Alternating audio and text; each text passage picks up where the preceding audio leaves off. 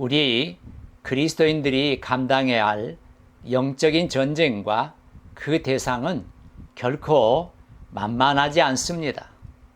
때로 그것은 세상을 압도하는 것처럼 보입니다. 하지만 이러한 악의 세력의 일시적 권세라도 영존하시는 하나님 나라의 권세와 그 나라에는 비교될 수 없습니다. 안녕하세요. 닥터 바이블의 박성민 목사입니다.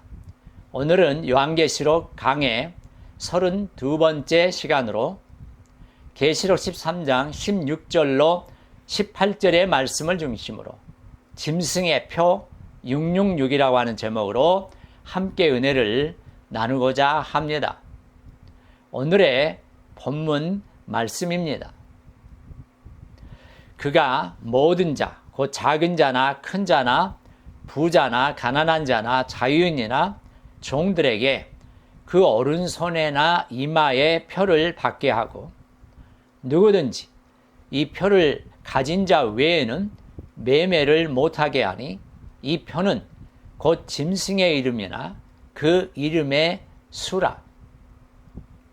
지혜가 여기 있으니 청명한 자는 그 짐승의 수를 세어보라.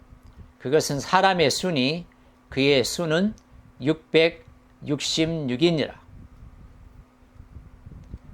믿음대로 살고자 하는 성도의 삶에 왜 핍박과 박해와 어려움이 따르는지 우리는 깨달아야 합니다.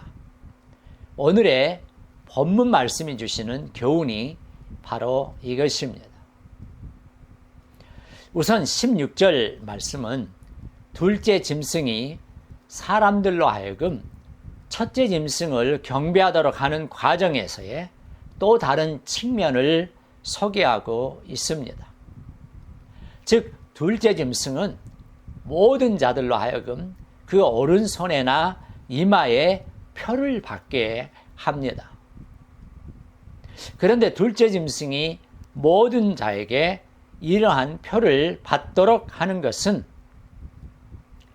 12절에서 땅에 사는 자들로 처음 짐승에게 경배하게 하는 행위에 대한 좀 더 구체적인 표현입니다.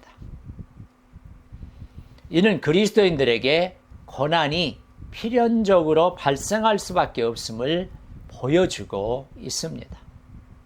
이제 17절에서 이 표에 대한 설명을 하고 있는데 이 표를 가진 자들만이 사고 파는 매매를 할 수 있습니다. 실제로 요한계시록 내에서 교회 공동체가 황제 숭배를 거부함으로 빈곤에 처하게 되는 상황을 기록한 내용들이 있습니다. 계시록 2장 9절에 서머나 교회나 계시록 3장 8절에 빌라델비아 교회는 이러한 경제적 제재를 받아서 경제적 빈곤에 처하게 되었습니다.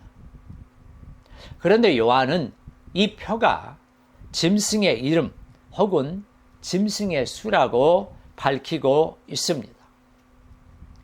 여기에서 이름과 이 이름의 수는 동격 관계로 짐승의 이름을 숫자로 나타낸 것입니다.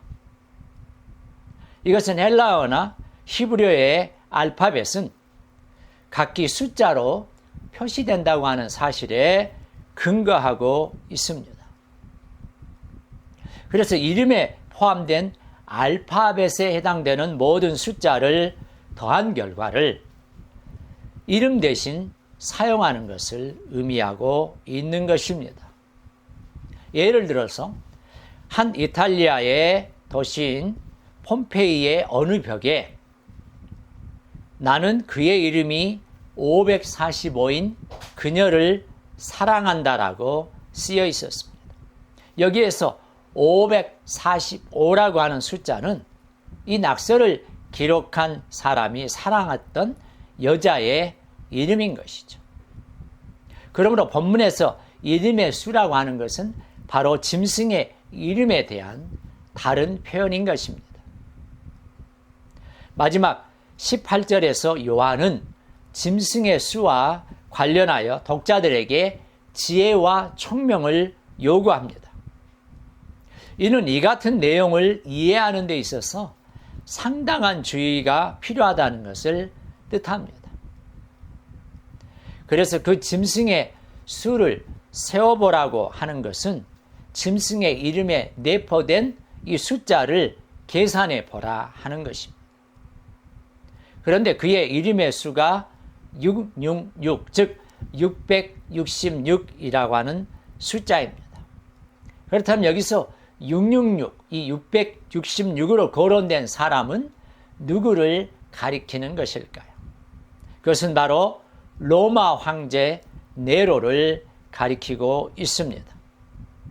이는 이 666이라고 하는 666이라고 하는 이 네로의 헬라어 이름을 히브리어로 음역한 후에 그 이름에 내포된 숫자를 모두 합한 것과 이 666이 같은 숫자이기 때문입니다.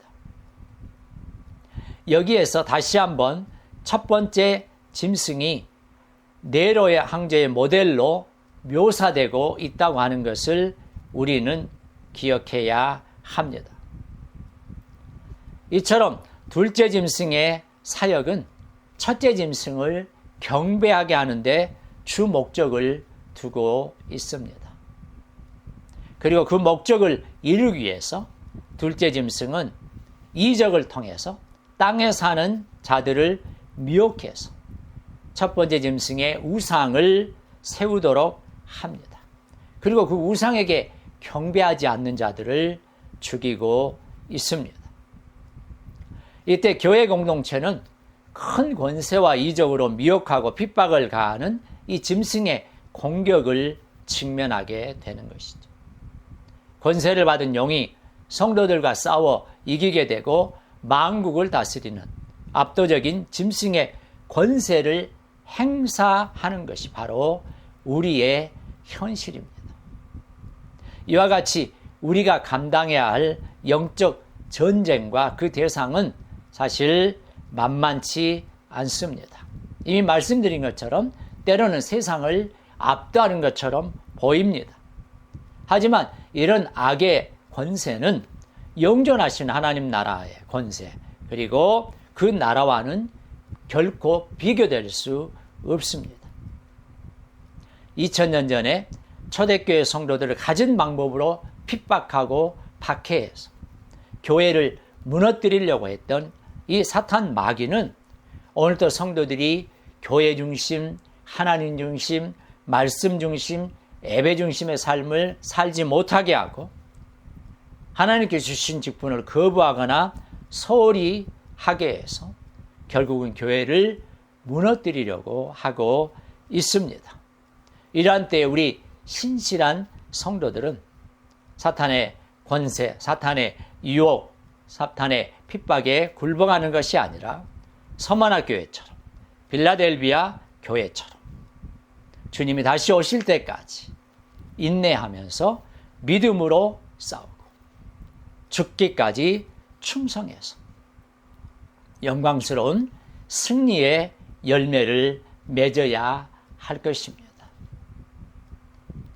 오늘도 영적으로 늘 깨어서 기도하며 하나님께서 우리에게 주신 귀한 사명 충성되이 감당하면서 우리의 남은 생애를 살아가실 수 있기를 간절히 바랍니다.